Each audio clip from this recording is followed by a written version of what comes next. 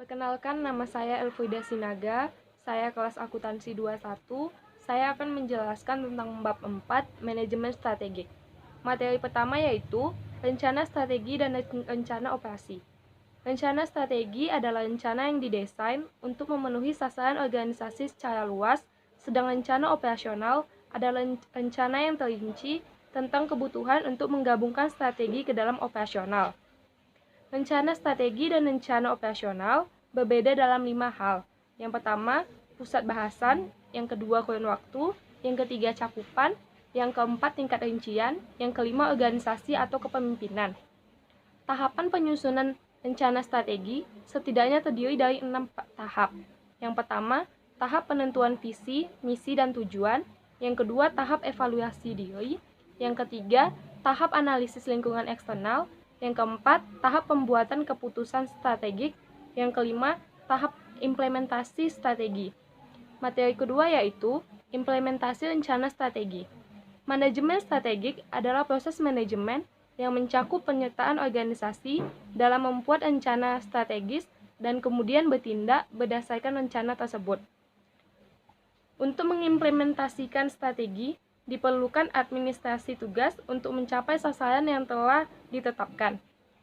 Faktor-faktor kunci pada tahap ini adalah proses politik internal, organisasi dan reaksi individual yang dapat memaksa perbaikan strategi. Tugas akhir adalah pengendalian strategis, memberikan umpan balik kepada manajer mengenai kemajuan yang dicapai. Umpan balik negatif tentu saja dapat memicu siklus membuat rencana strategis baru. Yang ketiga adalah materi tingkatan strategi.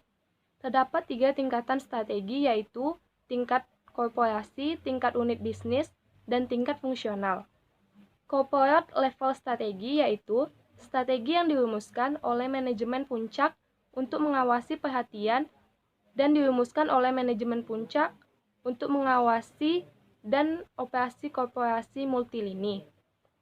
Business unit strategi adalah strategi yang dirumuskan untuk mencapai sasaran bisnis tertentu. Juga disebut strategi lini bisnis. Strategi jenis ini merupakan breakdown untuk masing-masing unit usaha untuk masing-masing lini bisnis. Fungsional level strategi, yaitu dirumuskan oleh bidang fungsional khusus dalam suatu usaha untuk melaksanakan strategi bisnis unit. Banyak perusahaan tingkat dunia telah menempatkan mutu atau quality sebagai bagian integral dari corporate strategi. Mutu harus menjadi acuan pokok sepanjang waktu bila perusahaan ingin tetap established dalam peraturan bisnis global. Yang keempat, ada materi hambatan perencanaan yang efektif. Hambatan untuk perencanaan yang efektif berasal dari dalam dan dari luar perusahaan. Ketidaksediaan dan ketidakmampuan perencanaan, serta penolakan karyawan terhadap perubahan. Kesemuanya saling pengaruh untuk secara bersama menolak perubahan. Berhubung penetapan tujuan merupakan langkah esensial dalam perencanaan, maka bagi para manajer yang tidak mampu menetapkan tujuan yang cukup berarti, akan tidak mampu membuat rencana yang efektif. Ada sejumlah alasan mengapa banyak manajer ragu atau gagal dalam menetapkan tujuan dan membuat rencana bagi perusahaannya, yaitu yang pertama, kurang pengetahuan tentang organisasinya, yang kedua, kurang pengetahuan tentang lingkungannya, yang ketiga, ketidakmampuan melakukan peramalan secara efektif, yang keempat, kesulitan perencanaan operasi yang tidak berulang, yang kelima, biaya, yang keenam, takut gagal, yang ketujuh, minder atau kurang percaya diri, yang ke-8 tidak bersedia menyingkirkan tujuan-tujuan lain. Saya akan menjelaskan materi bab 5, manajemen kewirausahaan. Kewirausahaan adalah awal dari bisnis. Suatu bisnis yang bagus dan kuat biasanya berawal dari proses kewirausahaan yang baik dan benar. Dalam bab ini, kita akan mendiskusikan pentingnya bisnis kecil, kewirausahaan, dan kemudian mengidentifikasi cara-cara memperbarui bisnis. Diperlukan tindakan-tindakan original dan unik dalam memulai bisnis. Hal ini diperlukan untuk menghindari kompetisi yang tidak perlu. Oleh karena itu, reputasi sebagai seorang pengusaha perlu diciptakan dan dijaga sepanjang hayat. Materi pertama yaitu pentingnya bisnis kecil. Bisnis kecil diartikan sebagai bisnis yang dimiliki dan dikelola oleh orang setempat. Mungkin juga dibantu dengan beberapa orang pegawai. Di negara kita, jumlah pegawai yang dikategorikan perusahaan kecil adalah 50.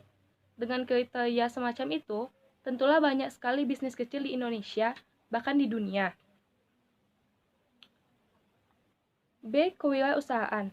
Wirausahawan adalah orang yang mampu mengambil faktor-faktor produksi dan menggunakannya untuk memproduksi barang dan jasa, menyadari peluang yang tidak dilihat atau tidak dipedulikan oleh orang lain.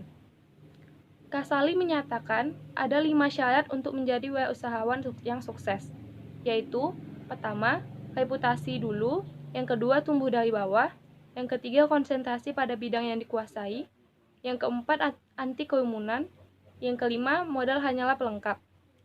Pewirausaha sejati tidak hanya mengejar uang saja, tapi mereka mengejar reputasi. Mereka tidak hanya mengejar penjualan sebesar-besarnya, sikut sana sikut sini. Kalau mengajukan dan mengejar kredit dari bank, proposal kelayakannya dibuat serasional mungkin. Jadi, wirausahawan yang baik akan mementingkan reputasi dan nama baik. Pengusaha yang sukses senantiasa konsentrasi penuh pada satu atau beberapa bidang yang memang benar-benar dikuasainya. Salah satu pantangan pengusaha sukses adalah coba-coba. Selain menghabiskan waktu juga membuang kesempatan mendapat keuntungan dengan tidak mengerjakan usaha aslinya dengan sungguh-sungguh.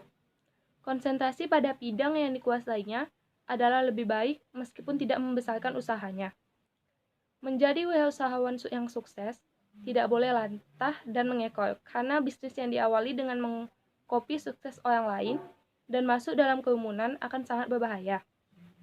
Perusahaan penyaji makanan pesta yang ada sekarang ini tinggal beberapa saja dibanding beberapa tahun yang lalu saat usaha catering menjadi booming. Dalam kerumunan, Anda akan sulit bernafas, bahkan sulit keluar dengan mulus. Kemungkinan babak belur sangat besar. Materi yang ketiga yaitu bisnis keluarga. Perusahaan keluarga merupakan yang sangat penting. Perusahaan keluarga pada umumnya mempunyai ciri-ciri sebagai berikut. 1.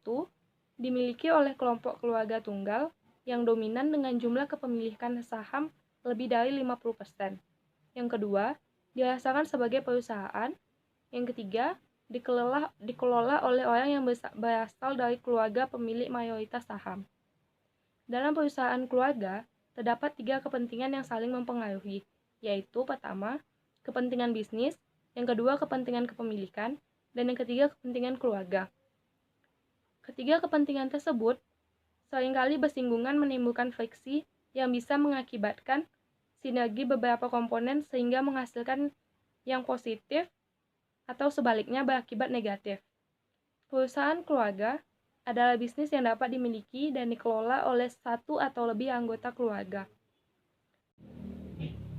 Materi keempat adalah memperbarui bisnis. Perubahan bersifat konstan di dalam maupun di sekitar organisasi. Setelah perusahaan yang didirikan oleh para usahawan berdiri tegak menjulang, menggajah dan menggurita, lalu perusahaan menjadi berat, tinggi, dan lamban. Tidak ada lagi kreativitas dan inovasi. Baiklah, sekian penjelasan dari saya. Apabila ada kesalahan, mohon dimaafkan. Terima kasih.